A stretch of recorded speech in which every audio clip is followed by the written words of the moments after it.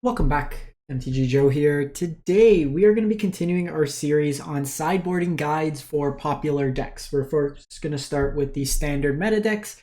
I've already done a kind of visual graphic for the mono red that you can find on my Twitter or my YouTube. And now we're going to be looking at Golgari Midrange. So I'm doing a video to accompany it to explain some of my thoughts. We'll preface, these are all my perspectives in terms of how I would approach sideboarding. Generally, what I'm going to do is explain kind of the concepts of how I want to approach the matchup, especially because decks like this Golgari midrange deck and midrange decks in general have a lot of variability in terms of some of the flex spots. While there's generally certain cards that are always in set numbers, things like Mosswood Dread Knight in this deck, or Go for the Throat, or Glissa. There are things that sometimes, for example, we'll see Terra Sunder, or now we're seeing Iron Crag. The sideboard could sometimes have Obstinate Baloth, or Cauldron, or just, it really depends with midrange. You can approach it as needed for the format. So we're going to just start with a deck list. So this is from Untapped, Diamond and Mythic rank 53.4, just about 54% in best of 3. And Golgari Midrange is basically a black-based midrange deck that has some green cards in for added utility. It's kind of you leveraging the Mosswood Dread Knight to give you card draw, and then kind of a recursive card that keeps coming back. This incentivizes your opponent from attacking or like killing it because you get some more value out of it. You have Glissas, which is just a really powerful effect. This lets you draw cards potentially from dealing damage, blowing up enchantments, which is really relevant right now. Wedding Announcement, Leyline Binding, Beanstalk, any of those types of cards. And then remove 3 counters, could be reasonable against like Planeswalkers or stuff like that. And then you have some Blossoming Tortoises to help you ramp, as well as reduce the activated ability of things like Restless Cottage and Mishra's Foundry, as well as 2 copies of Nissa. That is just another powerful effect. Puts a lot of pressure on your opponent. It could be multiple disenchant style effects. In this deck, it's not really so much an overrun effect. You only have 4 forests, but for the most part, your utility is going to just be, every turn making progressively bigger tokens potentially, or just dealing with like your opponent's Leyline Bindings or stuff like that.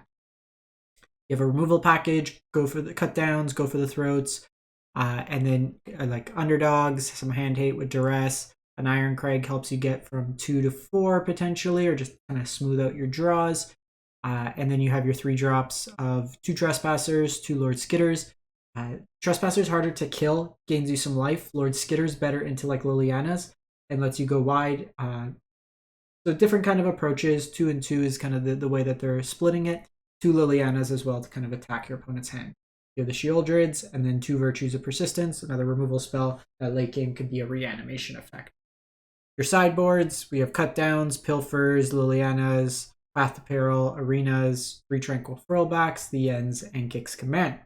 So we're going to take a look. So I'll paste this graphic with a link so you can just pull it up and have it handy. Again, my thoughts on how I would approach it. I welcome feedback if you disagree with any of it, but these are generally, while I want these to be somewhat guides, what I really want to try to get across is explaining how to approach sideboarding.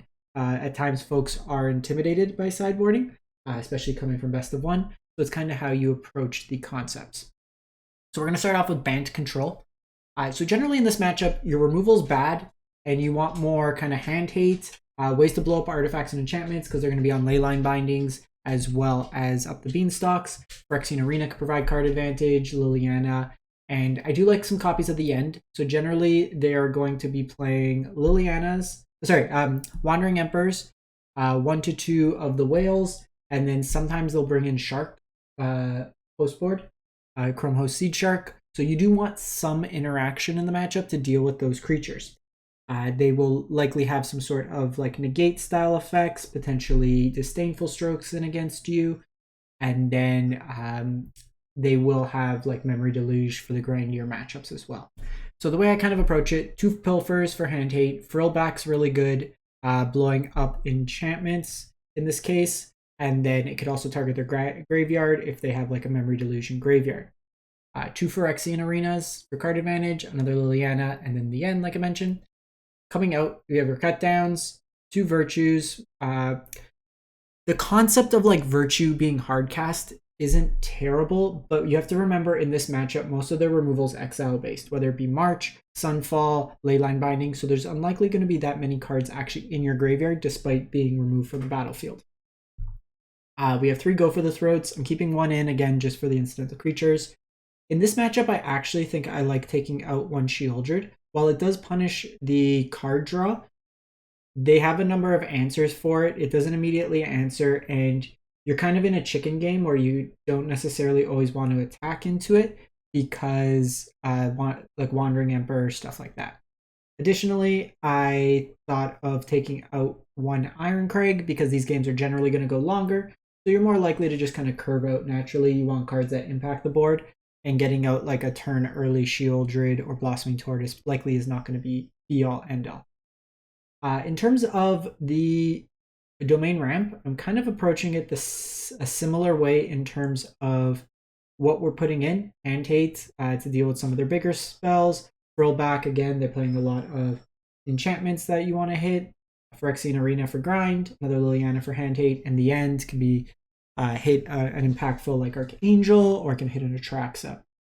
What is differing with this is kind of the cards we're taking out. Cut Down has very little targets, so we're taking those out.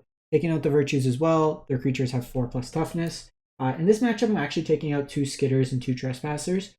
Neither attack well into 3/4s or 4/4s, especially Skitter, which like you're going to make 1/1s, but most of the time like it's just another target for Archangel, so not necessarily something.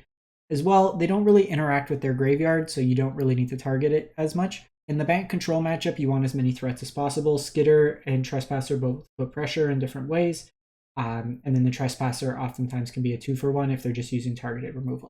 Similar approach with the Ironcrag. I just don't think it's useful in this matchup because they're generally going to be a grindier kind of matchup. So Esper Midrange and Legends, I have them grouped together, but I think there's a couple caveats you want to consider. So in this matchup, Gix Command, just as a potential sweeper, it lets you rebuy your stuff. An additional copy of Cut Down and the Ends coming in for some of their bigger threats. So Cut Down's a little bit temperamental in the sense it could be very good early, dealing with like a Denic, dealing with a Rafine on curve. There's obviously the Fairy Mastermind could be hit, Urtai could be hit, doesn't hit like Sheoldred, and once they go with kind of their card draw engine, they're going to get counters outside of that with like Rafine. Now, if they are on the Esper Midrange deck, they also are on Wedding Announcements, so Cut Down doesn't necessarily feel great doing like a 1-for-3 against their thing. Also, they can kind of outscale with the Anthem effect, so something to consider. I think it's a necessary evil. Coming out, I think the Lilianas are pretty bad in this matchup. Either they're going to have their own like Lord Skitters or just incidental creatures, or they're going to have like Wedding Announcements, so the minus doesn't feel great. In a discard battle, most of the time you're going to be in top deck. They're going to have things like Rafine that comes in that kind of lets them sort through their deck anyway. In the Esper Midrange list, in Legends, they have very few targets for Duress, so I think it's fine to take out. And I just think Tortoise is the least impactful out of these cards. I do like the Graveyard Hate to deal with Denics that have flipped into the graveyard, which can have some utility. If they are on like Wedding Announcements, I think you may want Frillback, so something to consider there. The Wedding Announcements are really good against the deck because it provides multiple bodies and an Anthem effect. If they show like a Phyrexian Arena, which they may or may not, most don't, that might be something to consider. And then if they are on Esper Mid, because they have a higher density of non-creature spells, you may want to consider going into like either Pilfer or Duress. I wouldn't bring it in against Legends because while they can bring in a couple counter spells, it's usually only like 2 to 3, and they're just a higher density of creatures, where the base Esper Mid is going to have Wandering Emperor, Go for the Throat, Make Disappear, so those types of effects main with Wedding Announcement, and then post board they can bring in more interaction as well. That is non-creature variety. They usually only play like 12 to 16 creatures themselves. The Golgari Midrange deck is like the mirror, I think, is probably the most interesting. So that this list, like I mentioned, I've seen a lot of kind of recent lists as well have some copies of Obsidian's Baloth in the sideboard. If you anticipate going into a lot of the mirrors, Baloth's good because the force discard from Liliana, or even just the discard that's prompted from Graveyard Trespasser. If you discard Baloth, it comes into play for free. Baloth is also a reasonable card against the aggressive decks because it gains you 4 life and provides a suitable body from blocking purposes. I was watching like Delmo play a mirror today, and their opponent brought in Agatha's Soul Cauldron, which was an interesting inclusion. And that just kind of ate away at all kind of the recursive elements of the graveyard, outscaled the creatures. So that was an interesting one as well to see out of that list kind of in the side. Again, like there's a lot of ways you could kind of build this. Generally in these, like they're called like the rock mirrors, like the old gen midrange, stuff like that. The games usually come to top deck battles. So you usually want to take out your targeted hand discard. The one kind of card that's kind of potential for me here is like the Lilianas, whether or not you want them in the matchup. I think if they are showing Baloth, you definitely don't want them. If they're on like Lord Skitters, like an unanswered Liliana can definitely go the distance in like the grindier matchups, but it really just kind of depends how their configuration is. But my thoughts are 3 Frillbacks. They can gain you some lives. So they could gain you life. They can exile their graveyard if necessary, and it could blow up like their virtues, or if they bring in their own Phyrexian arenas, which I think is reasonable. Phyrexian arena, well, there's Shieldreds. I think just if you're drawing 2 cards, your opponent's drawing 1, and you're trading like 1 for 1 a lot, it can have some utility. 2 copies of the end. This will deal with like their Nissas or like Glissas or Shieldreds, as well as all copies. And I think Gix Command, while you're not likely going to get the 2 sweeper, you can force them to sack their bigger thing, kind of rebuy things from your graveyard. It might be that the Gix Command you want to have Lilianas instead. I could see that being reasonable. My thoughts on what comes out: the 3 cut downs. They're not going to target much. You don't really want to kill the Mosswood Dread Knights, and that's pretty much their only targets. The 3 Tortoise, again, I think to me, they're the weakest of the cards. While you can get back some of your lands and kind of ramp, I think just having the incidental graveyard hate, the Trespassers are tougher to deal with, as well. Just Lord Skitter kind of being insurance if they do keep Liliana in the main. I will say if they are showing Baloths, then you might want to take out the Trespassers and instead bring in the 2 Tortoises. So that's something to consider there. So just kind of, again, like there's no exact, like I would say 1 for 1, always 100%, especially with lists that have some variety, right? But the kind of concepts is what we want to kind of allude to.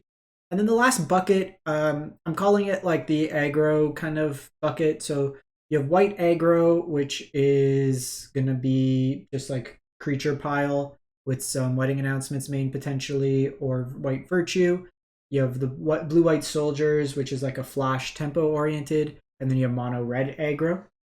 Generally speaking here, removal in, hand hate out. So Frillbacks are good because in like the mono white matchup, it can hit those incidental enchantments, the Wedding Announcements, the virtues, stuff of that nature. Gains you 3 life. There's sometimes some graveyard, so like incidentally hitting a Squee, incidentally hitting a like the white 1-drop artifact soldier, I forget its name. You kind of hit there, hitting a Kumano with the artifact or enchantment mode, also reasonable, and just being a body is pretty good on its own. Path to Peril, just lower for aggression, sweep them up there, all the 2-drops. So I thought just doing 1 copy of the end, it's a bit clunky. You don't necessarily want 4 mana removal spells against like 1 or 2 mana spells, and there's not necessarily like a key card you necessarily want to hit. I could see just keeping another copy of the Tortoise in over the end. It just depends on how controlling you want to kind of go in this matchup. The Gix Command is another sweeper. A lot of the creatures are smaller. It also just could be useful to incidentally have lifelink for a big swing in terms of like a race. Coming out, I think the Duresses are reasonable to come out. While mono red does have quite a bit of density, potentially post-board as well, if they're on Forge or the Planeswalker package, that may be something to consider, but usually, like in my deck, I'll take out Play with Fires just to kind of even out that approach. Tortoise, again, seems like the weakest in this. A lot of these decks, like you could get the immediate value. It could be that you keep in some Tortoises over the Lord Skitters. I can see that being reasonable. I think the Iron Crag is just too slow. You don't want to be paying 2 mana to kind of your sweepers are going to be like the 3 or just kind of playing to the board. I think in all these matchups, it's probably correct at times to just play Mosswood Dread Knight as a 3/2 on 2, just to get early blockers out, depending on like how aggressive their starts are. The Iron Crag and then 2 Lilianas. A lot of times Liliana, minusing Liliana is not a huge value. They're aggressive decks, so they'll likely dump their hand before you'll dump yours. So I think that's kind of an approach there.